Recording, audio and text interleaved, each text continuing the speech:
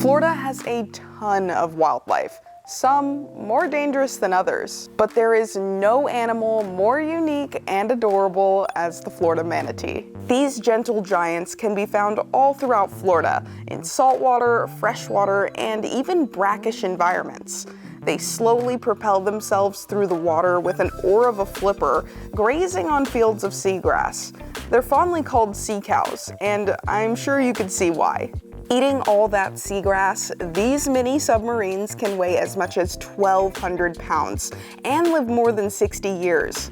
However, the story hasn't always been a happy one for manatees, and right now they're facing tough times.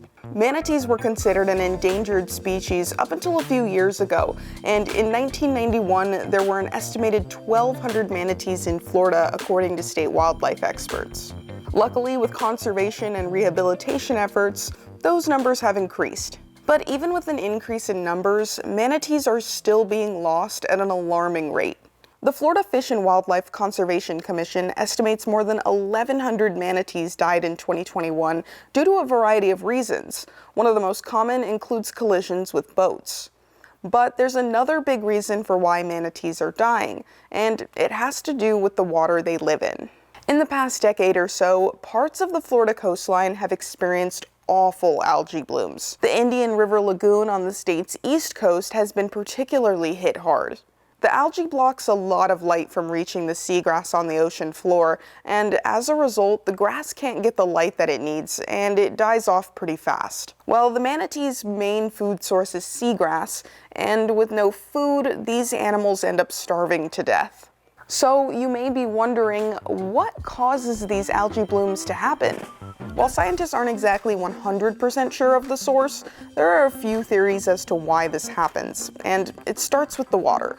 Man-made pollutants like fertilizer runoff and wastewater discharges are being expelled into estuaries, and Tampa Bay is considered to be Florida's largest open water estuary.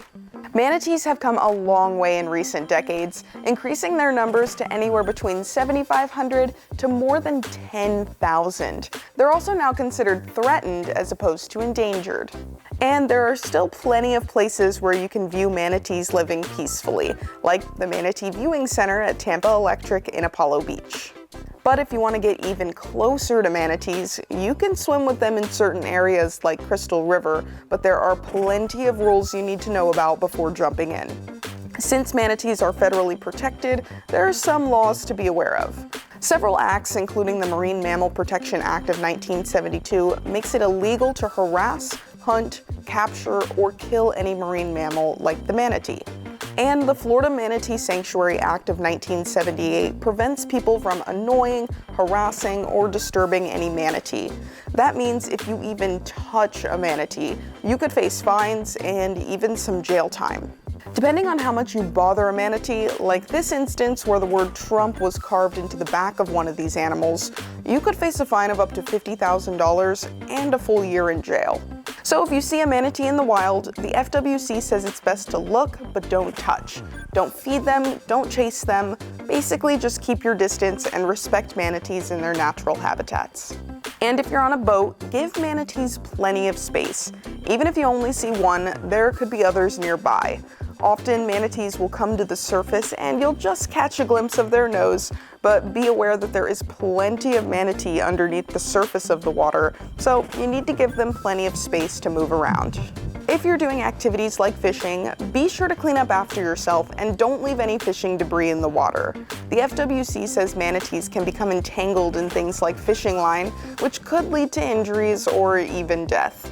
Manatees aren't just cute animals. They actually contribute a lot to the environment, like preventing invasive vegetation and overgrowth, and even fertilization of seagrasses. So it's very important we all do our part to protect manatees and the habitats they live in. Considering the move to Florida, or maybe you're already here, tell me what you want to know about. You can email me at mjones@10tampabay.com, or you can find me on Twitter at KatieJonesTV.